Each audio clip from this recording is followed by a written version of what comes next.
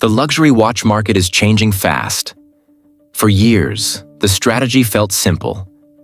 Buy the hottest Rolex, chase the steel sports models. Try to get a Daytona, a Nautilus, a Royal Oak, and hope the price keeps climbing. But that era has changed.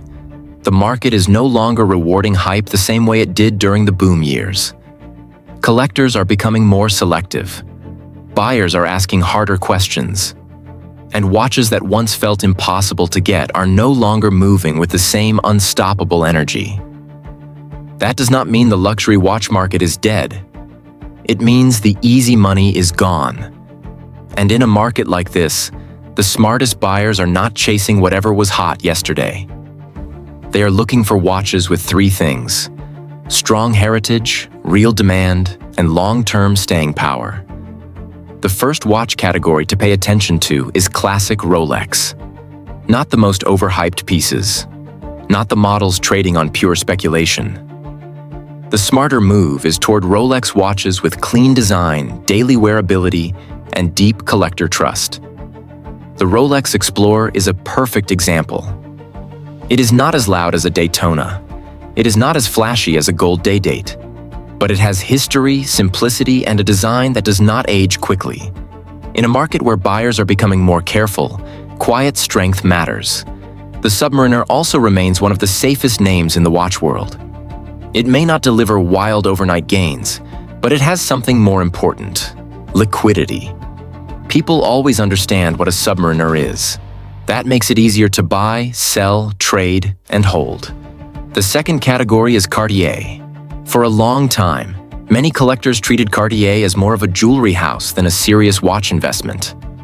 That view is changing. The market is moving toward elegance, smaller cases, dress watches, and pieces with cultural identity. That is where Cartier becomes powerful. The Santos, the Tank, and the Cartier Panthère all have something many modern hype watches lack: timeless design. These are not watches trying to look futuristic. They are watches that already survived decades of changing taste. And in luxury, survival is a signal. The third category is Omega, especially the Speedmaster. The Speedmaster is not rare in the way some ultra-limited watches are rare. But it has one of the strongest stories in watchmaking. It is tied to space, NASA, exploration, and one of the most famous moments in human history. That kind of story does not disappear when the market gets shaky.